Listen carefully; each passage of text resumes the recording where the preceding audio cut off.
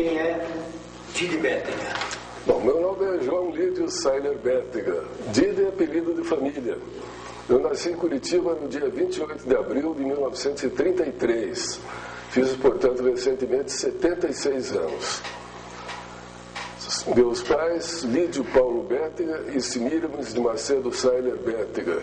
Meus avós, João Bétega e João Viana Sailer, de parte paterna e de parte materna. Eu sou curitibano típico. Estudei no Colégio Santa Maria, onde fiz o curso ginasial e colegial. Me formei em Direito na Faculdade de Direito da Universidade do Paraná. Me formei em Jornalismo na Faculdade de Filosofia da atual Pontifícia Universidade Católica e me formei em Administração de Empresa no programa do Ponto 4 nos Estados Unidos. O que foi que motivou você ser radialista? Desde pequeno eu sempre tive uma paixão pelo rádio. O rádio era novidade naquela época. Em 1938, aos 5 anos de idade, eu tomei contato com o primeiro rádio. Era um rádio Philips. Meu pai comprou para ouvir a transmissão da Copa do Mundo de 1938, feita pelo Galiano Neto, para a Rádio Cruzeiro do Sul de São Paulo e a Rádio Cruzeiro do Sul do Rio de Janeiro, que eram emissoras do Alberto Baiton, que tinha um grande trust chamado Produtos Elétricos Brasileiros. E no dial do rádio foi também a minha primeira lição de geografia, que tinha o nome daquelas cidades todas que o rádio sintonizava: Nova York, Viena, Roma, Paris, Buenos Aires, e dois nomes que dois títulos de cidade que me ficaram marcados, que era Boston e Chicago, que me soavam como palavrão aos meus ouvidos infantis. E ali comecei a me interessar pelo rádio, que nós ouvimos lá em casa. O papai estudou muitos anos na Argentina e tinha o hábito de ouvir as rádios argentinas que entravam à noite muito bem com o som local. Era a Rádio Belgrano, a Rádio El Mundo e também a Rádio El Espectador de Montevidéu, que entrava também em Curitiba. E eu via a única rádio local, que era a Rádio Clube Paranaense. E, eventualmente, a Rádio Tupi do Rio de Janeiro, que era uma emissora muito boa. E uma vez participei de um concurso, por acaso, na Rádio Cultura de São Paulo, que tinha que dar o nome de 5 canções que tocavam, eram músicas eruditas. E minha mãe tocava piano muito bem, conhecia a música profundamente, me ajudou a responder, entre aspas, a responder as perguntas. E eu ganhei um prêmio, uma escova de dente da TEC. Foi o primeiro prêmio que eu ganhei no rádio. E a partir daí comecei a me interessar. Eu fiz uma rádiozinha de brinquedo em casa, com uma latinha de canela, aquela canela real, que era toda furadinha e parecia um microfone. Então eu inventava minhas radiações ali e tal. Mais tarde, já por volta dos 14 anos, eu morava na Rua Ângelo Sampaio, no Batão, na casa dos meus pais, e aproveitei um transmissor Hallicrafter HT9 e um receptor também Hallicrafter SX40, se não me engano, que você enfiava o microfone atrás e fazia dele um amplificador. E fiz uma rádio, chamava de Rádio Difusora de Curitiba, e atormentava a vizinhança com aquilo. E os meus companheiros de rádio eram todos os colegas de colégio, essa coisa toda. E no Colégio Santa Maria havia o que hoje o pessoal chama de rádio interna, que era o serviço de alto-falante, o serviço de alto-falante de Santa Maria. E eu lá, enquanto meus colegas jogavam futebol no recreio, eu ficava fazendo locução e tocando música. E o meu operador era o Osni Bermudes, que estava uns 2 anos atrás de mim no colégio, e ficamos por ali. Em 1949, a Rádio Marumbi abriu um concurso para locutores. E eu me inscrevi, fugi da escola, fui fazer o teste. Quem fez o teste foi o Bacila Neto. E o operador do Bacila nesse teste era o José Juradir Pupia. Quando terminou o teste, o Bacila disse: "Guri, você me encheu." E eu interpretei aquele encheu como se eu tivesse feito um teste muito mal. Eu disse: "Mas eu fiz o melhor que eu podia." Daí ele pegou e disse: "Não, você me encheu as medidas." E aí me convidou para ingressar no Marumbi. Eu tinha nessa época 16 anos. Mas o estúdio da Marumbi era em Ferraria, município de Campo Largo. Certo. E meu pai não concordou de maneira alguma que eu fosse trabalhar lá. Tinha que estudar de manhã, aquela coisa toda. E eu fiquei ali pela Marumbi, meio encostado ali, fazendo, aprendendo, mexendo, até que surgiu a ideia de fazermos um programa, o Bacila comigo, chamado Caleidoscópio. Era às terças, quintas e sábados, às 15 horas. E foi aí que eu comecei, efetivamente, a fazer rádio. E o primeiro programa foi ao ar no dia 20 de maio de 1949. Portanto, há 60 anos. Nós estamos hoje no dia 19 de maio de 2009. Amanhã eu faço 60 anos de atividade radiofônica. Ininterrupta. Ininterrupta, é verdade. E aí fiquei na Rádio Marumbi. Nesse meio tempo, a Marumbi tinha um grande projeto, que era montar uma estação de FM. A frequência modulada era uma novidade, ninguém sabia bem o que era. E todo mundo achava, venderam a ideia como se fosse uma redenção. Como a rádio tinha os seus estúdios em Ferraria e transmissores no mesmo local, porque ela era de Campo Largo, não era de Curitiba. Ela fica na divisa, né? Na divisa, exatamente. Então a gente achava que com aquilo nós íamos ser uma rádio nacional, né? Aquela utopia de criança. Porque na verdade Curitiba tinha 3 rádios, era a Rádio Clube Paranaense, a Rádio Guaracá e a Rádio Marumbi. Mas nesse caso o FM, inclusive, servia de link. Não, mas ainda não. Na realidade, né? Nem se somava, nem se pensava em link. Sem querer, digo. A gente imaginava transmitir. Transmitir. Então foi movimentou todo mundo e tal. E o transmissor foi instalado no edifício João Alfredo, no 12º andar, que era talvez o prédio mais alto da época, era a rua... A FM, sim. Outra transmitia com linha. Exatamente. Era uma linha física de Curitiba para Campo Largo. Então foi montado lá um transmissor Philips de 250 watts. Um transmissor enorme. Hoje, equivaleria hoje a um transmissor de 10 kW. E aquilo foi carregado a braço lá para o 12º andar. E a rádio inteira participou, todo mundo, não tinha carregador, não tinha nada, éramos todos nós que levávamos para lá. Aliás, era uma tônica aqui, né, do pessoal de rádio participar em tudo. Tudo, todo mundo fazia tudo. Estava todo mundo, o técnico da rádio, que é o seu Herbert Riller, todo mundo estava carregando, os locutores, os operadores, todo mundo levando o negócio lá para cima. E quem veio instalar isso aqui foi um inglês chamado McIntyre, que era contratado da Philips. E ele, pelo fato do McIntyre ter vindo, é que nós fomos a terceira emissora de FM do Brasil. Podia ter sido a primeira. A outorga da Marumbi, naquele tempo o FM era ainda outorga, não era permissão. É de 1948. Você vê que nós instalamos em 1950. Mas é que o McIntyre fez o caminho inverso. Ele veio porque a Rádio Caracol, a cadeia Caracol, a cadeia radiofônica colombiana, chama-se Caracol, instalou 6 ou 7 emissoras de FM na Colômbia. Tudo Philips, né? Tudo Philips. Era o melhor equipamento. Acho que era o único que tinha. E era o melhor mesmo. E ele desceu pelo Pacífico, veio vindo até Buenos Aires, sabe? E entrou pelo Brasil. De Buenos Aires era para vir para Curitiba. Mas ele foi a São Paulo, primeiro, não sei por que razão, e depois veio aqui. Então a Marumbi, que poderia ter sido a primeira FM do Brasil, na verdade foi a primeira do Sul, e eu acredito que a segunda no Brasil. Aí surgiu um problema, não havia receptores de FM. Como é que nós vamos fazer esse negócio para ser ouvido? Eu me lembrei, ou alguém deve ter contado, que a agência Ford, que era da Rocha e Companhia, ali na Praça General Osório, tinha na vitrine os rádios de FM, a MFM Motorola. E por coincidência, o dono da Ford, o seu Alberto Cuminese, era meu vizinho. E os filhos dele eram meus amigos. Então eu fui falar com o seu Alberto, contei a história para ele, e ele nos emprestou 3 receptores. Ele tinha 4, emprestou 3. Um ficou lá na agência Ford para chamar a gente. Então nós instalamos um na rádio, o outro receptor foi para eu não tenho certeza se foi para a prefeitura ou foi para o Palácio de São Francisco, para o governador Lupion, e o outro foi instalado onde era o Senadinho, ali no edifício La Pali, que é o precursor, bisavô da Boca Maldita. Ali fizeram um cavalete e instalaram um receptor para o pessoal ouvir. Foi um sucesso, todo mundo viu, todo mundo gostou, a programação foi excelente e tal e coisa. Aí chegou o dia seguinte, o seu Alberto recolheu os receptores e acabou a rádio. Aí então virou link. link. Tá. Nós usávamos esse transmissor com link. Porque a qualidade da linha telefônica Não, era simplesmente detestável. Ainda mais com a distância até Ferraria.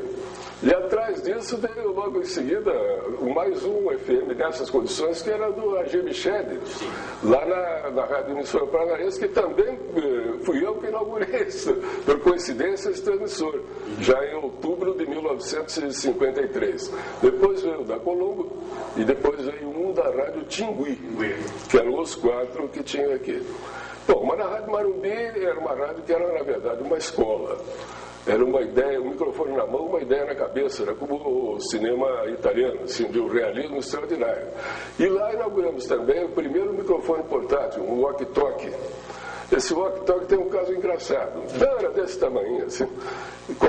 Compraram um que era da Rádio Bandeirantes que não funcionava. E o seu Herbert Wheeler, que era um gênio da eletrônica, desmontou. Ele descobriu o defeito e consertou. E construiu um walkie-talkie melhor que aquele. Então a Rádio Marumbi tinha 2. E como ela estava situada ali na Travessa Marumbi, na Rua 15, na Praça Tiradentes, bem ali tinha uma antena alta que ele instalou, uma antena telescópica. A frequência do handtalk era 21.600 quilociclos, naquele tempo quilociclos, hoje quilohertz.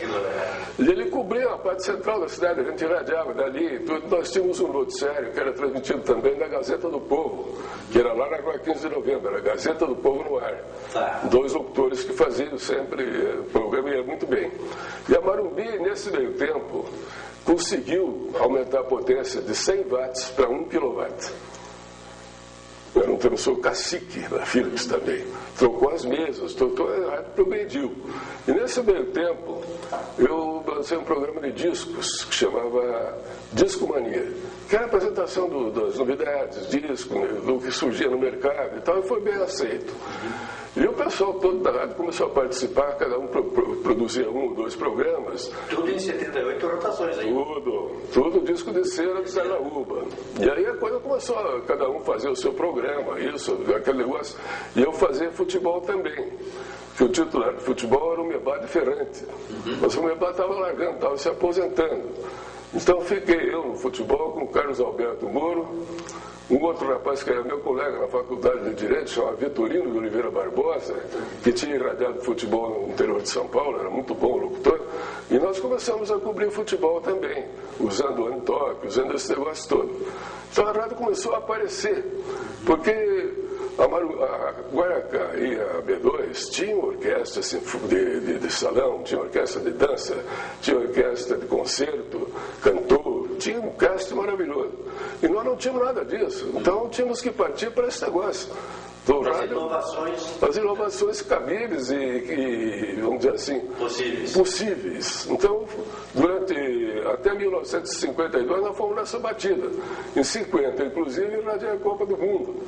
Aqui em Curitiba jogou Estados Unidos e Espanha, e Paraguai e Suécia, no estádio do Nivaldo de Brito.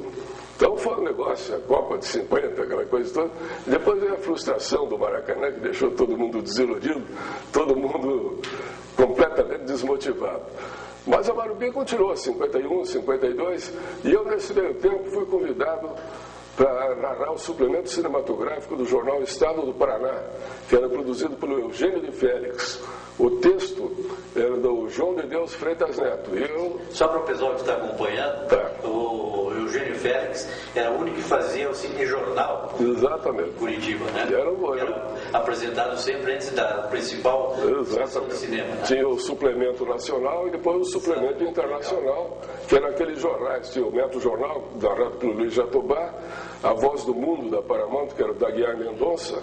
Tinha o Patê News, aquele que o Galo cantava, que era como é o nome dele, o Crispim Santos. E tinha mais um, era o Fox Movitor News, que era o Irineu Macedo Soares. Então o nosso entrava antes desses internacionais. Perfeito. E era bom, o Eugênio pagava bem. Nessa altura eu fiz também conhecimento com o pessoal do Palácio Iguaçu, o Bento Manoel Rocha era governador, e em várias ocasiões eu precedi os discursos do governador Manoel Rocha, fui convidado, inclusive Mais tarde, a rádio viria transmitir, já na Rádio Emissora Paranaense, a inauguração do Palácio Iguaçu em 1954. Mas ele já estava na emissora? Ou ainda estava no... Não, foi depois. Eu fiquei na Marumbi até 1952. Em 1950, no fim de 52, o Dr. Najib estava remodelando a Rádio Emissora Paranaense. Tinha comprado equipamentos novos, tinha vários estúdios, era uma rádio muito bem montada. E ele tinha comprado o long play, que era uma novidade. Ele fez uma compra assim de talvez uns 1000 long plays, aqueles de 10 polegadas, que era um negócio de louco. Fabuloso. E me convidou para ir para lá. E eu fui. Então nós adotamos o sistema de 25 minutos de música e 5 minutos de comerciais. E a gente pegava o long play, tocava ele inteiro, e todos os LPs tinham nas costas um texto. Uma narração do que era. Exatamente. Eu estava no Centro Cultural Interamericano e traduzia as capas de disco. Às vezes tinha umas coisas que eu não conseguia entender. Eu pegava o meu professor, o Mr. Matt Rees, gostava de música também, e ele traduziu muita coisa que eu não sabia. E a emissora teve uma posição muito boa de audiência nessa altura.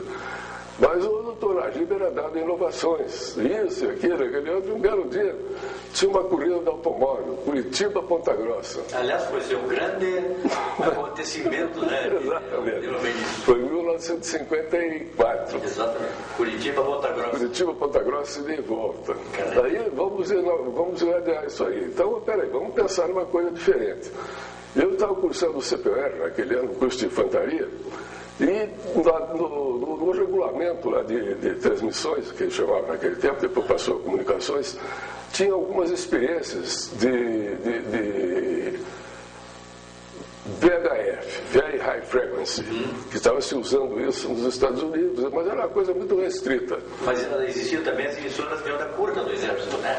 As RD300. Que não valia nada. RD100, RD200 e RD300. Nenhuma valia nada. A RD101, que era pequenininha, era o Antoc. O RD100, que era o rádio de companhia, RD200, o rádio de batalhão. E o RD300, que era o rádio de regimento. Nenhum deles funcionava. Foi uma calamidade. Então nós vamos fazer uma experiência com um transmissor da Philips. Quem fez a experiência comigo foi o Levi Souza, que é o pai do Fernando Souza, que é o Procurador-Geral da República. É o pai dele, Levi, que era um entusiasta de radiodifusão, tinha sido técnico da Rádio Clube, da Rádio Internacional do Brasil, de uma porção de coisa. E vendi a ideia para o Diogo Fausto de Macedo, que era o diretor da BOA, Brasil Organização Aérea. O Diogo gostou da ideia. Nós fizemos duas ou três tentativas infrutíferas. E eu já estava desistindo da coisa, quando um dia apareceu na rádio uma pessoa chamada Conrado Holdorf. E o Conrado disse, sabe que você está fazendo um teste assim, e eu tenho um negócio que eu acho que vai resolver o teu problema. É um transmissor de VHF. Aí me lembrei daquele negócio do Exército, do VHF, muito bem, então vamos lá. E aí, quando ele trouxe o VHF, era desse tamanho, do tamanho do Rantoc. Ninguém acreditou naquilo. Quando entrou lá dentro, todo mundo deu risada. Uma antena lá, era um Cessna 170. E fizemos um teste e foi uma maravilha, em cima do campo do Bacaxiri, perfeito. Aí começamos a alongar o teste, fomos até Campo Largo, perfeitinho. Aí tinha um problema, porque até Campo Largo, até Ponta Grossa, ele não cobria. Então fizemos um posto de recepção no alto da Serra de São Luís. Lembro bem disso. E quem fez esse posto foi o irmão do Conrado, que era marumbinista, e levou os colegas dele, marumbinistas também, que montaram esse posto lá em cima da serra. E no dia da irradiação da corrida, isso deu um resultado extraordinário, que tinha os postos fixos no chão, que era Curitiba, Campo Largo, Palmeira e Ponta Grossa, e o resto fazia do ar. Isso foi em abril de 1954, era um dia bonito, um dia de céu azul, e a corrida foi muito interessante. Quem ganhou foi o Paulo Buzzo. O rival dele era o Perereca, o Luiz Bastos. Esse quebrou no caminho. E a corrida foi um sucesso e a rádio se projetou, foi lá para cima.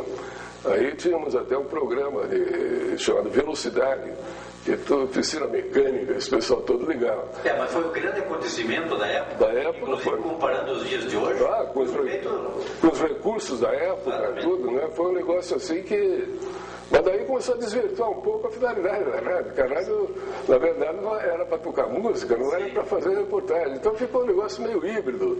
Fazia reportagem, não fazia e tal e coisa. E nesse meio tempo, estava se tentando uma estação de onda curta para o grupo da Rádio Emissora Paranaense.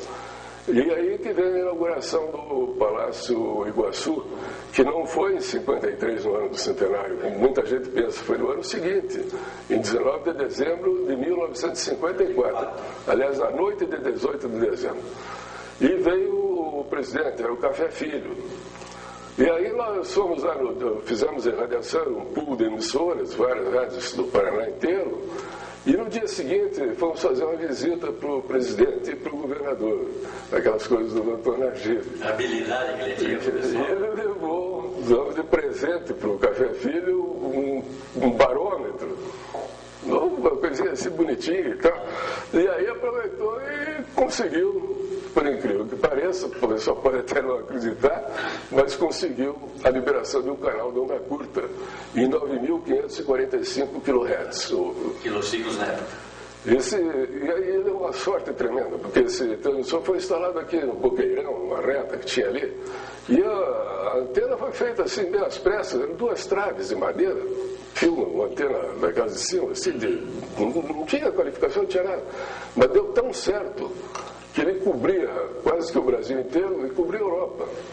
A qualidade do treino, inclusive, era as emissoras de São Paulo, Rio e Porto Alegre acompanhavam os acontecimentos do sul, do Paraná, principalmente, através do... Isso eu vou te explicar logo em seguida, através da emissora paranaense. Aí começou a chegar a carta de ouvinte, radiocarta, essa coisa toda. E falei um dia, brincando, vocês vão fazer um programa para o exterior. Daí a ideia animou. Então nós fizemos um programa com notícias do Brasil e músicas brasileiras destinadas para o exterior. Eu peguei o meu tio, Maxime Charles Barrault, para falar em francês.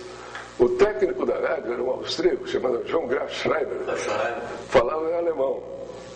Aí tinha o padre Vitório Canavese, que tinha deixado a batina, tinha um programinha lá na rádio, e o padre Vitório falava em italiano. E o porteiro da rádio era um polaco, chamado Miguel, lá do Najib. O Miguel se entusiasmou e foi lá e fazia um programa em polonês. E apareceu, o negócio começou a funcionar, apareceu um espanhol, não me lembro o nome dele, mas o espanhol era um avião. Ele já chegou com patrocínio. Era a Rune Grita e uma livraria, Mestre Rio, não sei o que e tal. E o programa deu resultado, o pessoal começou a escrever e tal, e para surpresa nossa, o Itamaraty entrou em contato com a rádio emissora. Que algumas embaixadas brasileiras, consulados no exterior, tinham pedido informações sobre esse programa. Então, o Instituto Nacional do Mate resolveu patrocinar o programa. E foi um sucesso em onda curta. E nós usamos posteriormente essa onda curta, vou te contar, quando eu estava depois na Rádio Curitibana. Mas ainda em 1955, o Ronald Stresser, muito meu amigo, estava montando a Rádio Colombo. E ele tinha exiguidade de recursos, a rádio era lá em Colombo, era longe, era um negócio complicado. E eu fui dar uma mãozinha lá, ajudar na inauguração, essa história. E como eu trabalhava também no Diário do Paraná, fazia uma coluna de discos e uma coluna de rádio, fui participar do Rádio Jornal Colombo, que era um noticiário muito bom, que pegava toda a matéria do Diário. O Diário tinha uma retaguarda assim, extraordinária. De notícia, tinha tudo, era um negócio de louco. E eles trouxeram de São Paulo o número 2 do Corifeu da Azevedo Marques, que era o Arnaldo Simurro. E o noticiário era um negócio, era o Ayrton Goulart, o Noel Garcês França, que tinha usava o pseudônimo de César Navarro, e eu fazíamos o jornal. E nós íamos de automóvel para lá. Era um táxi dirigido por um japonês chamado Takeshi Miyake. Exatamente. E o Vinícius ia junto, porque o Vinícius fazia madrugada. Ele pegava depois do noticiário, que acho que eram 11 horas, meia-noite, uma coisa assim, até de manhã.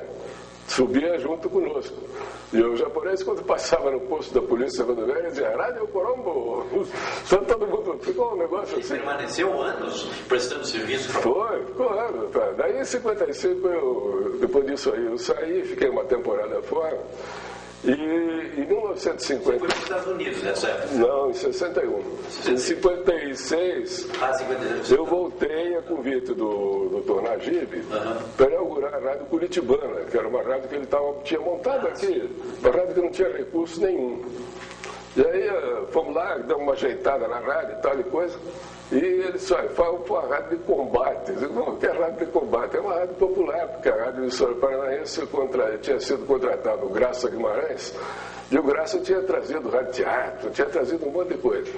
Então nós montamos uma programação diferenciada. Ela era música, um pouco de rádio teatro, um pouquinho de programas montados, mas todos com solução no mesmo dia. Não tinha solução de continuidade, era ali aquele dia. Estranho esse programa. Exatamente. E fizemos uma parceria com a emissora para trazer o pessoal bom. Os locutores eram o Alcides Vasconcelos e o Elon Garcia, os principais. Aí eu descobri uma voz jovem na Rádio Marumbi, muito boa, Orlando José Weber. Eu tinha 16 anos. Trouxemos o Orlando. O Pedro Washington de Almeida apareceu lá, que estava começando. Ele e uma moça que era estudante de medicina, chamada Nitz Jacon, e fizeram o Despertador Musical, que era acho que era das 8 às 10, 8 às 9, coisa assim. Aí entrava o Orlando, do meio-dia às 2 entrava o Vasco e o Elon.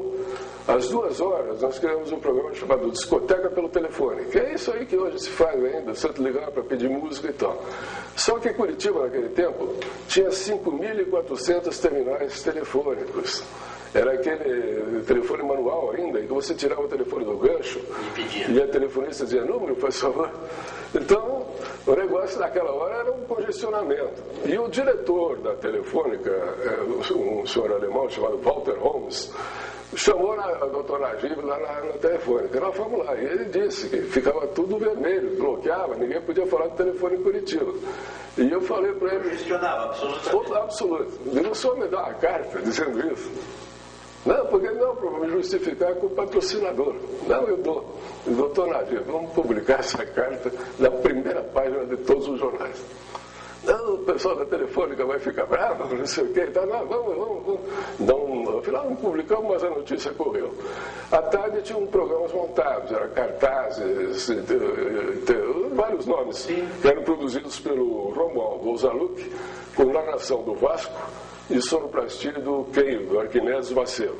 Depois entrava um Peça e Ouça, depois mais tarde o Romualdo com Cine e Música, e à noite tinha uma programação normal. Nessa época trabalhou também com você o Azul Silva. O Azul também, foi bem lembrado. O Azul, a Teide Marques. Teide Marques, daí entrou a Tônia Maria, aprendendo também. Não, a Tônia Maria não veio. Eu queria trazê-la, ela não veio, o noivo não deixou. Era lá de Rio Negro, da ZYG9, Rádio Rio Negro, que é uma rádio muito boa, por sinal. E aí, um dia apareceu um americano lá na rádio, era Ciderosa, ele queria anunciar, mas dizia, então, não, era a emissora paranaense, ele disse, não, era Curitibana, é essa que eu quero, porque a Ciderosa tinha feito uma pesquisa, ela estava em segundo lugar, ninguém sabia, nem nós nem ninguém, a Ciderosa que descobriu. Quanto tempo ficou em segundo lugar, também não sei. Sei que a Ciderosa anunciou, e o Paulino Nascimento, o Piara Nascimento, descobriu, não sei por onde, e publicou no jornal, que estava em segundo lugar. Deu uma briga danada, mas estava mesmo em segundo lugar. Na verdade, quem fazia pesquisa eram os grandes clientes. Era, porque não havia, o Ibope não vinha aqui. Identificação. É esse negócio que fez. Eu me lembro um americano de gravata borboleta, pagava, chorão, pagava desse tamanho, mas anunciou. Aí, numa época dessa aí, acho que foi em janeiro de 2007, por aí, o doutor Najib encontrou o João Saad, da Bandeirantes. E o Saad contou para ele que o futebol dava um bom resultado, um bom retorno, isso tudo. Aí ele pegou e disse, então, vamos fazer futebol na Curitibana. Eu, mas como é que nós vamos fazer? Não, dá um jeito então, não esquece o que mais. Aí fui atrás do Dinizar Rivas de Carvalho, que o Dinizar tinha trabalhado comigo na Rádio Marumbi, eu tinha irradiado futebol com ele. Quando eu falei ali do futebol do Nebado Fiorente, esqueci de citar que o Dinizar estava lá também. Então veio o Dinizar e o Machadinho, o Machado Neto, Quintiliano Machado Neto, que também era da Marumbi. Essa era a equipe principal. Aí precisava uma equipe secundária. Aí nós desfalcamos a Marumbi. Foi o Vili Gonza e o Rafael Iatauro, que naquele tempo chamava Mauro Rafael. E o terceiro time nosso, não que fosse inferior aos outros, mas vamos dizer a equipe número 3, era o Martins Rebelato, que também era muito bom, e o Aloar Ribeiro, que estava começando nesse tempo. Aí é que entra a história da onda curta.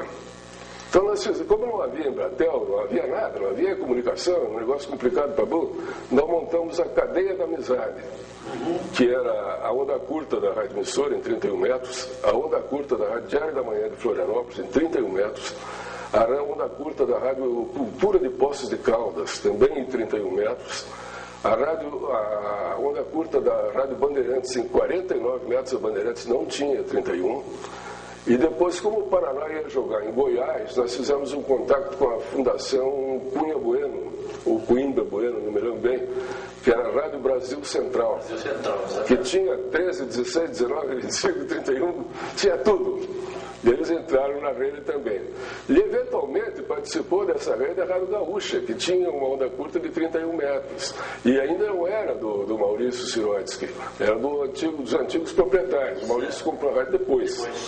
Então nós montamos essa cadeia da amizade, que no começo foi para futebol e depois acabou sendo para tudo. A gente passava matéria para eles, eles passavam matéria para nós. Foi um negócio que funcionou muito bem. Isso foi até 1957. Deixa eu ver se eu lembro de alguma coisa aqui que possa ter desse período assim, que a gente possa ter esquecido. Tem que 60 anos de 76 anos de idade, 60 anos de rádio, a gente tem que pensar, pode esquecer alguma coisa, né? Aí em 1957 eu fui para a Rádio Guaracá. Fui convidado para ir para lá. Eu tinha assim, quando menino, eu tinha acompanhado muito a Guaracá, que era uma rádio muito boa. E foi uma satisfação trabalhar lá, estava lá o Aloysio, depois veio o Romualdo, veio a Irene Moraes, veio o Keio, veio todo mundo para lá. Para lá eu fazia só esporadicamente o Disco Mania e um outro programa. Em 1958, acho que 59, não tenho bem certeza, acho que foi fim de 58, o Ronald me convidou para ir para Colombo, que estava dando aquele... Colombo tinha levado o Jair, tinha levado todo mundo, estava todo o pessoal, os amigos estavam lá, né? Sim. Você, inclusive, estava lá. Então nós fomos todos juntos, eu fui fazer 3 vezes por semana, era o Disco Mania, acho que era terça-feira, ou segunda-feira, Disco Mania, quarta-feira, Discutindo, que participava o Jair e o Vinícius, e na sexta-feira o Microsuco, que falava só dos long plays, que era novidade, essa coisa. Fiquei na Colombo até 61. Aí em 61 eu parti para os Estados Unidos fazer um curso de administração e só me reintegrei ao rádio em fim de 63. Mas nesse meio tempo tem um detalhe que não é de rádio, é de televisão. Em 1954, foi realizada a primeira demonstração de televisão em Curitiba. Em circuito fechado. Em circuito fechado, ali no edifício Garcês, onde funcionava no 7º andar, o Centro Cultural Interamericano. E foram colocados 2 receptores lá embaixo, na rua. Na vitrine, Não era bem na vitrine da tela. Espaço aberto. Era ali, em cima de um cavalete, um lugar para o pessoal poder ver. E em cima, uma câmara fechada, era um TVI. E quem veio fazer essa instalação era o Jorge Edo, que era um dos engenheiros das associadas, que depois montou junto com o Mário Alderig a Maxwell, que fabricou até transmissores de televisão. Por que essa presença aqui? Era para difundir a televisão e para vender ações da Rádio e Televisão Paraná, que deveria ser o Canal 6, que hoje é a CNT. Então essa primeira demonstração foi, na verdade, um sucesso, que o pessoal nunca tinha visto isso. Inclusive foram artistas da própria Tupi que você apresentou, junto com o Fanucchi. O Mário Fanucchi veio chefiando a delegação de São Paulo. Exatamente. E era a Vilma Bentivenha, o Tobias Truiz, a Helena Gonçalo e outros. E nesse meio tempo apareceu também na noite lá o Raul Rolian, que tinha sido um artista de cinema brasileiro laureado, tinha participado de filmes de Hollywood, essa coisa toda, e estava vendendo ações da TV Paraná aqui. Ele e não me lembro o nome do outro, era Aguiar o nome dele, o sobrenome dele, parente do Amador Aguiar, não me lembro mais o nome dele. Então vendeu-se muita coisa, foi a primeira demonstração pública de televisão, isso foi em julho de 54. Mas esse grupo, inclusive, foi fundado por Ana Gibe também. Foi. Ele fazia parte disso. Fazia parte. Depois é que ele se desgostou da turma, né? Foi. Que não conseguia. Aí ele arrumou uma TVI também. E nós fizemos uma programação de TVI parecida com essa, mas mais completa. Também lá no Centro Cultural Interamericano. Quem desenhou os slides foi o Arnaldo Dalmonte, que e emprestou uma televisão também. E participou o Vinícius, apareceu lá o Delair Rodrigues. E engraçado que o Delair foi levada por uma moça que era amiga minha, que estudava filosofia, e ela conhecia o Delair e disse, olha, ela é fantástica, é uma comediante e tal, então ela apareceu lá. E depois teve continuidade no negócio. Em 1960, em 19 de dezembro, foi inaugurado o Canal 6, mas aí já associado e tal. E eu participei também com alguns, 2 ou 3 programas, logo em seguida da inauguração. E depois fui para os Estados Unidos, parei. Aí, em 1964, fim de 63, já estava equacionada a compra da Ouro Verde por um grupo de empresários, que a ideia era comprar uma rádio, fundar uma televisão, editar um jornal. Era um grupo grande, um grupo de 32 pessoas, do qual eu fazia parte, e que, infelizmente, por questões que até hoje não eram questões econômicas, foram questões políticas, que acabou inviabilizando, e daí a televisão acabou sendo fundada mais tarde pelo Paulo Pimentel, o jornal já foi para o outro lado, e esse grupo nosso ficou com a Rádio Ouro Verde, se desinteressou completamente. E ficamos com ela, que já era uma emissora musical, que tinha tido a participação do Jair, o Ronald cuidava muito bem dela, o Vinícius tinha sido diretor, você foi diretor também, e aí caiu na minha mão. Então eu fiz uma rearrumação e procurei trazer os locutores, o pessoal ligado a mim. Foi aí que veio o Alcides Vasconcelos, o JJ Arruda, veio o Paulo Vitor Mirosal, o Nilson Toledo, que já era de outro grupo, veio também o Carlos Roberto Bostelman, que nós fomos buscar em Rio Negro, era menino, tinha 16 anos. Aliás, o Rio Negro deu muito radialista. Muito, e radialistas bons. Você também não. Você também, então, tá comprovado. Muita gente muito boa. E aí a Ouro Verde veio naquela batida dela. Então, fazemos a discoteca, porque quando nós chegamos lá, a discoteca estava muito desfalcada, estava reduzida a 200 discos. Eu conhecia a discoteca anterior, eu sabia que ela era bem mais ampla. Então tivemos que refazer tudo aquilo ali, viemos tocando, fazíamos programações especiais, aí entraram os documentários que foram produzidos pelo Aramis Milacho, na temporada grande, e a gente veio trazendo a rádio naquela posição tranquila dela. Quando apareceu a possibilidade de participarmos da concorrência de uma estação de FM. Foi aí então que surgiu a Rádio Caiobá. A Caiobá foi a primeira emissora de podcasting realmente, né? Foi, eu acredito que tenha sido. Porque nós, vamos dizer assim, o FM aprendeu a falar com a Rádio Caiobá. Por uma série de fatores, a ideia inicial dela era fazer uma emissora musical, de classe e tal, mas a gente viu que tinha possibilidades maiores, um campo bem maior. E entramos no ar em junho de 1979. A compra do equipamento foi muito criteriosa, porque era da ponta da agulha, como tinha naquele tempo, a ponta da antena era tudo importado. Custou uma fortuna. E era uma época difícil em que você, para fazer uma importação, você tinha que depositar o valor daquela importação durante um ano. E os recursos começaram a se tornar exíguos. Eu até tive um problema de saúde muito sério. Às vésperas da inauguração, fui internado, o pessoal pensou que era infarto, mas felizmente não era. E eu fiquei com os braços presos até hoje, dando uma queda nessa ocasião. E pusemos a Caiobá no ar. A primeira fatura foi emitida no dia 31 de julho de 1979.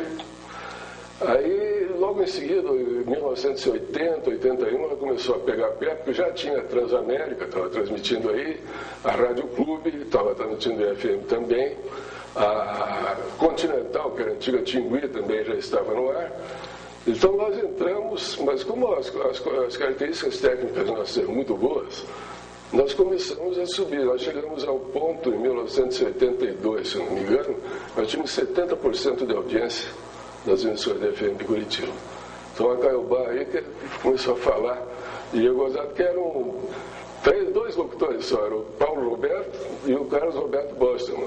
Um bom operador, o programador era o Meira, não me lembro o primeiro nome dele, mas muito bom, e o Nene Trentini. Maurício Meira. Acho que era Maurício Meira. Não me lembro. Foi o sucessor do Foguinho, né? O Foguinho estava na AM. Na AM. E aí estava separado, o Ouro Verde e surgiu nesse meio tempo. Nós tivemos que transferir a Ouro Verde de onde ela estava, aqui perto do aeroporto, porque ali naquele local onde você instalou ela. No Quarto Branco, que era ali. Exatamente, porque ali estava no cone de aproximação do aeroporto Afonso Pena. E para tirar o máximo rendimento da rádio, nós tínhamos que ter uma altura da torre de 90 metros ou mais. Então fomos para Piraquara, onde está instalado o parque nosso, são duas torres diretivas de 123 metros cada uma, que é a altura do prédio da Telepar. E o plano terra ocupa 5 alqueires e meio. Então a rádio ficou com características técnicas bem avançadas.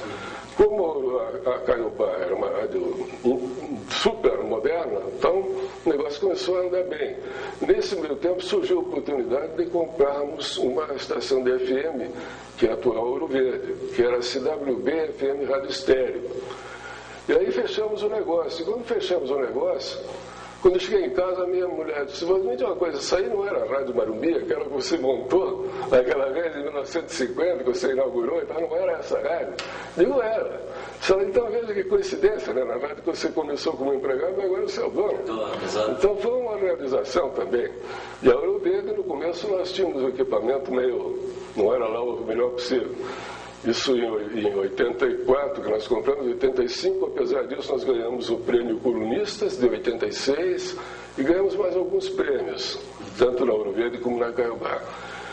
Aí, a partir desse momento, passamos a procurar um equipamento melhor, fomos aprimorando, compramos aquela sede lá no alto da Rua 15. Hoje, as duas FM, cada uma tem um transmissor BE de 35 kW, que você conheceu lá, uma torre de 76 metros aqui no alto da Rua 15, com o sistema radiante High Power da Engineering Inc., da SEI, e o grupo gerador 290 kW, enfim, tudo que tem de bom, de moderno e de eficiente está lá para que o negócio funcione bem. Quer dizer, você conseguiu realmente fazer umas emissoras do sonho, exato, que todo mundo desejava fazer e ninguém fez. Exatamente. Você acabou fazendo. Graças a Deus. Então, agora esse ano, completa 30 anos a Rádio Caiobá. Ela é líder absoluta de audiência. E desses 30 anos, ela foi sempre o primeiro ou o segundo lugar. Com exceção do Plano Collor, que caiu aí para quarto, quinto, uma coisa assim. Mas sempre foi primeiro ou segundo lugar. Primeiro ou segundo lugar. E a Ouro Verde firmou na posição dela, como você tive ocasião de mostrar aqui no Ibope, ela está no quinto lugar ali, das emissoras qualificadas. Então, na verdade, hoje nós temos o primeiro lugar de FM, o segundo lugar entre as emissoras de AM e o quinto lugar, ou o primeiro, entre as emissoras qualificadas, considerando que Curitiba, em região metropolitana, tem 42 rádios, sendo 22 de AM e 20 de FM. Então, você ser líder no mercado desse, para mim, é uma gratificação. Deus foi generoso comigo, me deu essa oportunidade rara de conquistar os meus objetivos. Então, na véspera de completar 60 anos de rádio, está dando concedendo essa entrevista aqui para você, registrando isso para a posteridade, me deixa muito contente. E eu espero que os jovens que vierem assistir isso aqui aproveitem o exemplo. Tudo é possível fazer. Não há ninguém que saiba tudo. Todo mundo tem alguma coisa para aprender. E ninguém é alguém sozinho. Eu gostaria de complementar o que você está falando. Com todo esse tempo que você tem de rádio, você é um dos poucos profissionais que iniciou no rádio e continua no rádio. É verdade. Né? Fazem 40 anos, né? 50 anos já deve ser. 60 anos de rádio, entende? Então, é uma condição que poucos conseguiram. Não, você continua muito... Eu comecei por lá embaixo, né? Comecei como bem, sem possibilidade nenhuma, como aprendiz.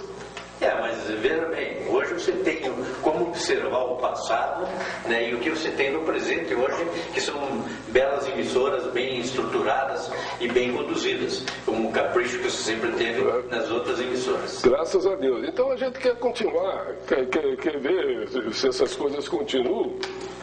Deixa eu ver se tem algum fato relevante aqui. Por exemplo, nós temos hoje os líderes de audiência, o Renato Gaúcho na Ouro Verde FM, o Gilberto Ribeiro na AM, e tem os meus companheiros de sempre. Tem gente que está comigo lá há mais de 42 anos, o Osmar Fernandes Peploff. Quando nós compramos a Rádio Ouro Verde, ele veio junto. Tem lá o Paulo Roberto de Oliveira, que está comigo há 33 anos. São os companheiros de todas as horas.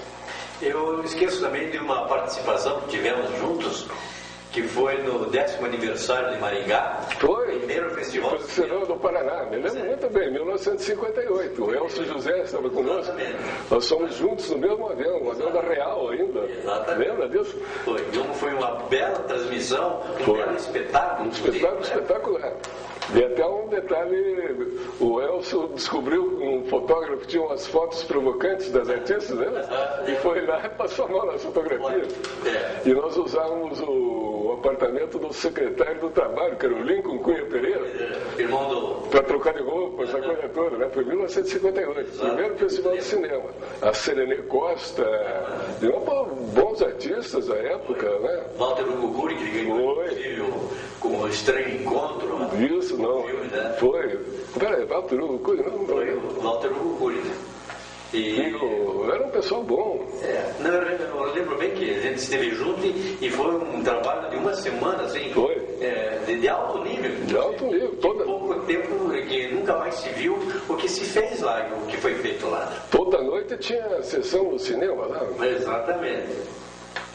O que você acha do rádio do passado com o rádio de hoje? O que você pode... Se a gente pudesse trazer a qualidade do que você fez no passado, a qualidade, digo, pessoal, dos talentos, da inteligência do pessoal. Né? Puro. Com a qualidade técnica que nós temos hoje, seria um rádio maravilhoso, um rádio perfeito. Só que eu acho que seria inexequível por uma questão, a questão econômica. Que para pagar todo esse pessoal hoje seria quase que impossível. Os custos seriam muito altos. Os custos da época, lembra que não havia uma concorrência, uma mídia eletrônica que concorresse com rádio, tudo isso possibilitado. Hoje a mídia é muito grande, você vê 42 emissoras disputando o mesmo mercado, com outras mídias, né? E nós tínhamos um mercado de anunciante espetacular. Sim, grandes anunciantes locais. O anunciante nacional não fazia diferença. Não. Era o anunciante local que pesava.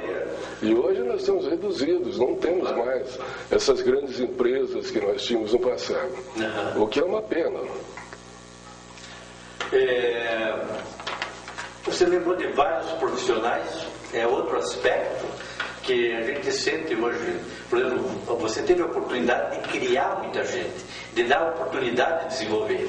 Muitos iniciaram lá no Alto-Falante Iguaçu, foi, na Praça Tiradentes, e daí foram galgando rádio, inclusive já chegavam próximo da Marumbira. Da Marumbira, ali na outra esquina, né? O pessoal saía do Alto-Falante e ia para lá. Eu não trabalhei no Alto-Falante Iguaçu, mas muita gente trabalhou. Muitos que vinham do interior, inclusive, para fazer esses cursos aqui. O Haroldo de Andrade foi no Alto-Falante.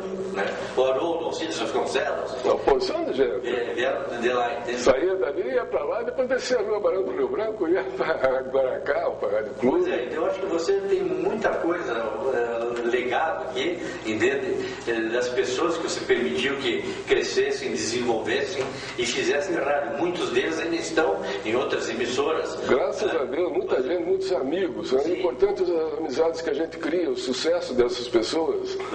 O Vinícius foi lá, começou conosco. E já foram tantos que a gente já, se for nominar aqui, acaba esquecendo alguém. E eu tenho medo de esquecer, porque tem tanta gente. Lamentavelmente, a gente está fazendo um registro para que fique realmente para o pessoal novo que está entrando, conhecer quem foram os homens que fizeram o rádio, né, de que maneira se fez, mostrando que pode ser feito muita coisa, poderão ser feitas muitas coisas de forma diferente e boas. Né? E você é um ícone da época de rádio até hoje. Eu agradeço aí, a gente quem que não conhece você? Quem que não ouviu falar em você? Então é uma pessoa que dedicou a vida inteira para o rádio. Você não foi... O rádio foi o seguinte, foi um caso de amor à primeira vista, Sim. que se tornou paixão e virou obsessão. Obsessão, é verdade. Eu sou um obcecado por rádio, sou um apaixonado por rádio, eu vivo rádio 24 horas por dia. Se você me permite, não sei se ainda tem um tempo, eu esqueci um detalhe. Por favor.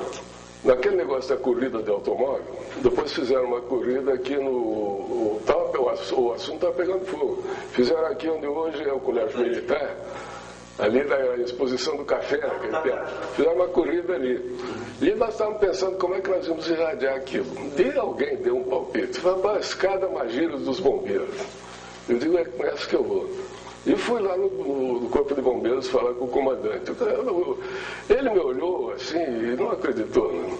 Daí ele pegou e disse, então, eu insisti muito, ele disse, vamos fazer uma coisa. Se você conseguir subir na escada, eu empresto a escada. Crente que não ia subir.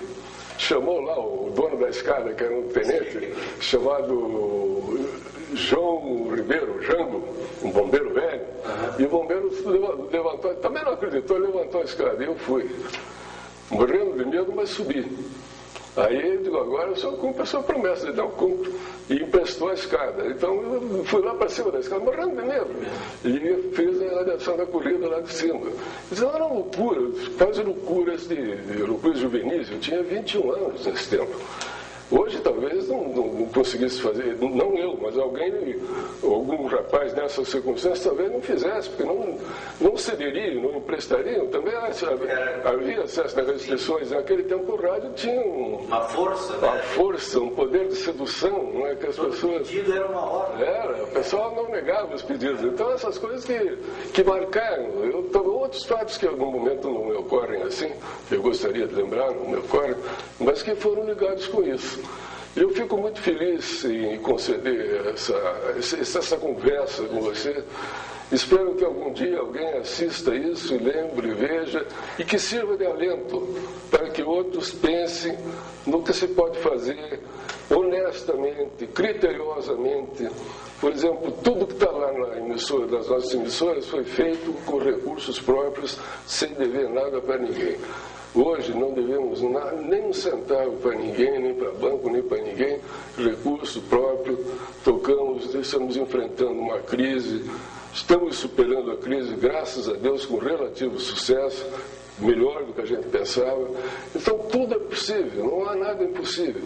O possível se faz, o impossível se tenta e quase sempre consegue. E uma coisa não esqueci nunca, ninguém é alguém sozinho. Não existe isso, eu faço, eu sei, isso não. Somos nós. É um conjunto de pessoas. Hoje eu diria assim, a experiência dos mais antigos e a vitalidade, o entusiasmo dos mais jovens. É isso, esse equilíbrio que proporciona o sucesso das empresas. Muito obrigado por você ter me ouvido. Fico eternamente agradecido por essa oportunidade em que pude dizer o que eu gostaria de ter dito em outras ocasiões e nunca me surgiu oportunidade. Não, perfeito. Eu espero que os novos profissionais que tentem o rádio possam ter essa oportunidade de conhecer os valores nossos do rádio aqui. Isso, muito bem. Muito obrigado.